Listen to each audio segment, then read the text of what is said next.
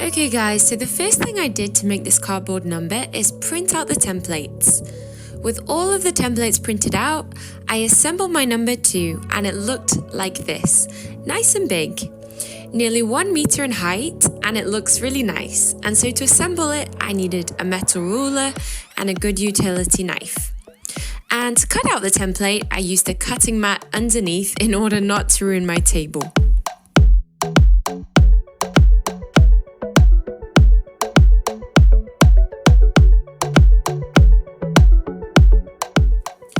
With the number 2 all cut out, it was time to make the edges so that it's a nice structured sculpture. And for this, I used 15 centimeter high strips, and the lengths of the strips will be the length of the side edges of your number 2.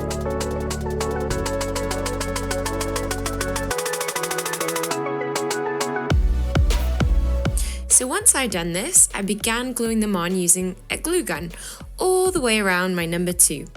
And in order to help with the gluing, I used wide tape. That way, I didn't need to hold the strip in place whilst the glue dried, because there are some parts that are really big, so this makes it much easier. I can glue them on all at the same time and stick on the tape.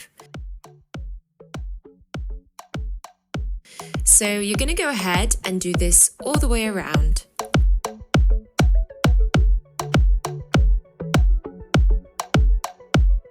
So I use card here because it's a more affordable way to make your number 2, but I tried to change it up a little in order for it to have a nicer finish. So I'm going to give you 2 options here of finish, and you can decide if it's worth it or not. I bought this card in Kalunga's store, a card sheet, but it's a little thinner. So in order to make my number 2 template, I used this sheet. And for the edges, I used cardboard, the type used for cardboard boxes, that is 5mm thick, so it's a little stronger. But you can also go ahead and use the normal card sheet to make the edges, no problem at all. This cardboard sheet is 1 meter by 60 centimeters and cost me $2. If you buy 2 of these sheets, you're going to be able to make your whole number 2. Both the template and the outer edges. So for this, you're going to spend more or less $4 or $5 if you want to follow the template.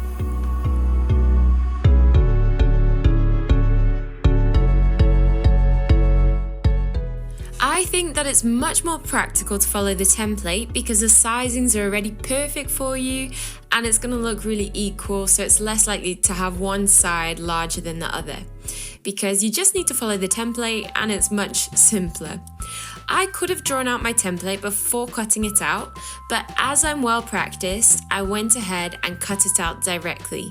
I put my ruler on the template and went ahead and used this to cut it out. If you're not well practiced in this, I would advise you to trace out your template on the card before you cut it out.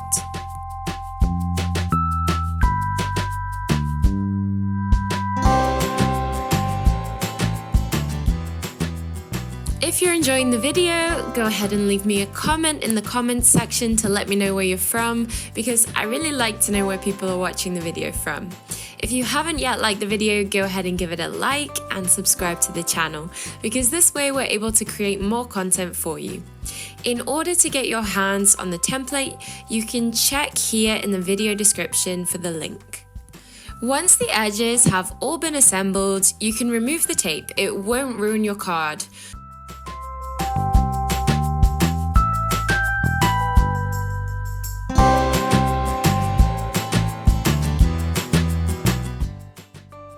One thing I didn't really like is the finished effect of the cardboard on top.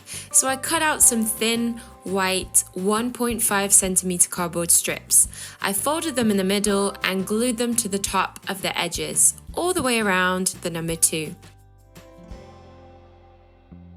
As you can see here. Using normal white glue, normal craft glue, I did this all the way around the outside. And for me, it gave a much nicer finish. And I also cut out some strips to glue to the edges of the whole of the number 2 to see how the finish looks.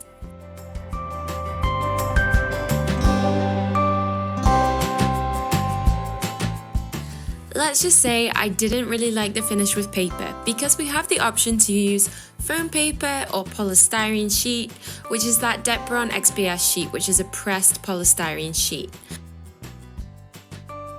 I think that it's much better because the finish is much nicer. However, card is definitely more affordable than these boards. So it's your own decision if it's worth the cost or not to use a board that has a nicer finish and is less work, or you can use card. It's your choice.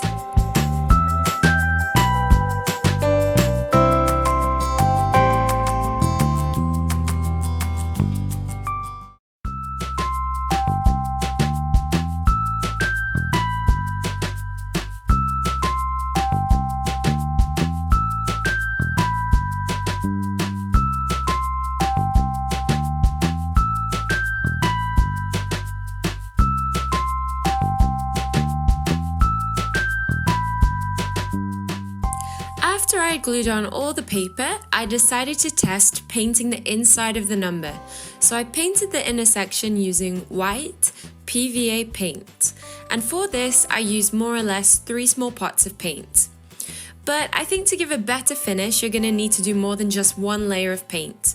But because it was for the inside, and I'm still going to fill it with my balloons, I just painted it once. So it wasn't really white like paper, but you can see the result, how it looked. And once it's all assembled and painted, I'm gonna fill it with the balloons all blown up. And for this sculpture, I used 9-inch balloons inflated to 7 inches, and I blew the smaller balloons up to 4.5 inches. And I divided the balloon in the middle like this. I divided it using my hand and twisted it around using the balloon nozzle to tie it in the middle in order for it not to come undone.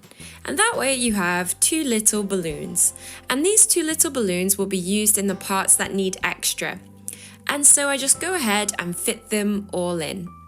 I didn't glue the balloons on with a glue gun, I just fit the balloons in and it fit perfectly.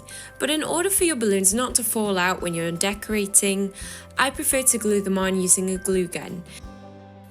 If you're going to use a glue gun for this craft, I would advise you to use a glue gun with a low temperature setting. So you just glue the balloon in using a glue gun. Your glue should be nice and thick. If it's runny, it means that it's very hot. So don't use it if it's like this in order not to risk bursting your balloons, okay? So I blew them up and fit them all into my number 2. And it looks so cute, full of balloons. And once it's all ready, you just need to set it up with your decoration. Remember that we have all of the number templates in the link in the description. If you would like the template for any of the numbers or letters as well, you just need to access this in the description. I'm going to stick around here. Lots of love to you all, and I'll see you for the next party. Bye!